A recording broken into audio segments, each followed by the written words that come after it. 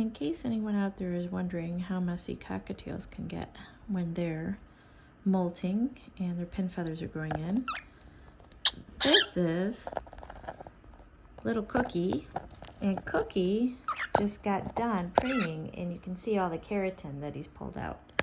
Wow, he's a little angry this morning. Molting makes you itchy, doesn't it? I know, and a little cranky. So yeah, that would be the mess. So all sorts of things all over. So now excuse me while I found a garbage can to dump this into.